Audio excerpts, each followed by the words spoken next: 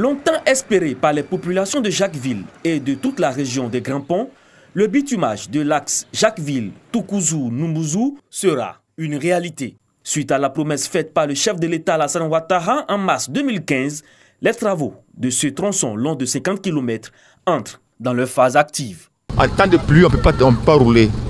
Même s'il n'y a pas plu, on ne peut pas rouler aussi. Et si réellement le goudron vient, vraiment nous sommes heureux. Lançant les travaux, le ministre d'État, secrétaire général de la présidence, Patrick Hachi, s'est appesanti sur l'importance d'une telle infrastructure dans la région. De 1993 jusqu'en 2010, la Côte d'Ivoire a plongé. Et on a presque touché le fond, à tel point que, en termes de moyens, on est arrivé au même niveau que 60. Depuis 10 ans, on a trouvé la paix, le calme, et le pays est reparti. Les opérateurs et les acteurs internationaux, la Banque mondiale, le Fonds, tout le monde dit la Côte d'Ivoire est repartie. Plus jamais on ne doit retourner. Au cours de ce lancement, les autorités coutumières et administratives de Jacquesville ont traduit leur gratitude au chef de l'État pour ses actions de développement. Des initiatives qui viennent impulser le développement économique et touristique de cette région. L'axe Jacquesville-Toukouzou-Noumouzou permettra de désenclaver 33 villages lagunaires. Au lendemain de l'élection présidentielle du 31 octobre dernier, des rumeurs d'attaques entre communautés ethniques sont propagées sur les réseaux sociaux. De fausses informations qui fragilisent la cohabitation et créent la psychose au sein des populations. Pour resserrer les liens de fraternité et consolider l'unité, l'Union nationale des enfants du Grand Centre de la Côte d'Ivoire initie une caravane pour la paix. De Konakankro à Nembo, à Tienкro, à Houphouët-Ville, à Bouaké, en passant par Assirikro, sous-préfecture de Sakassou, les échanges ont porté sur la paix, le développement et surtout le vivre ensemble. Depuis quelque temps, il y a tellement de rumeurs qui circulent dans la ville. Donc nous avons décidé de sensibiliser les différentes communautés à rester sereins, que personne ne cherche à détruire qui que ce soit.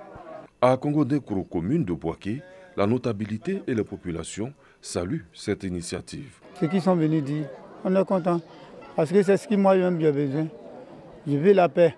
Si les gens viennent pour nous provoquer, on va dire que non, il faut prendre ton force là pour aller faire ce que tu as besoin de faire là-bas. Nous, on n'est pas venus de par là. Ils ont pris vraiment une bonne initiative pour essayer de calmer, disons, les tensions qui montent dans les villages. Bon, j'ai pris Dieu pour que vraiment tout le monde essaie de prendre ce même chemin-là, où on prône la paix. Si l'on s'inscrit dans la paix, à Kondeko, c'est toute une famille, c'est toute une jeunesse, c'est tout un ensemble, un brassage culturel. Il y a plusieurs ethnies ici. La caravane de la paix va sillonner toutes les sous-préfectures de la région de Bouaké.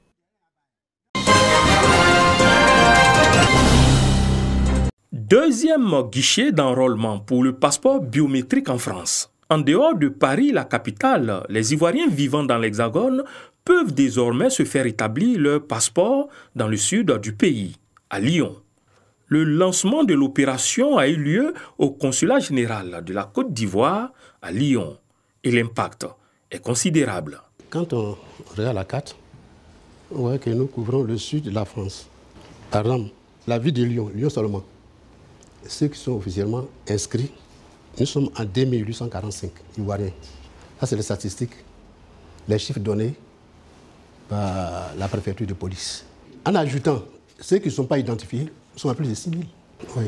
Donc, c'est nécessaire, uniquement pour Lyon, c'est nécessaire que Sénéda vienne s'implanter parce que nos compatriotes en ont besoin. Donc, nous sommes plus près de la population pour les aider.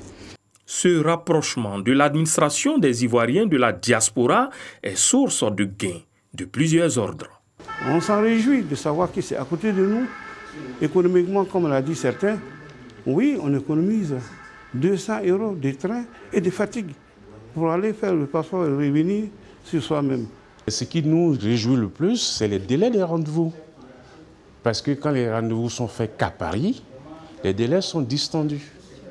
Maintenant que les gens ont la possibilité d'avoir les rendez-vous et à Paris et à Lyon, on voit qu'il y a des gens de Paris qui téléphonent ici. Bordeaux, Marseille, Ajaccio, Nice, Clermont-Ferrand sont entre autres les villes directement concernées par cette décentralisation de l'établissement du passeport ivoirien. Un document, faut-il le rappeler, qui sert aussi au renouvellement du titre de séjour.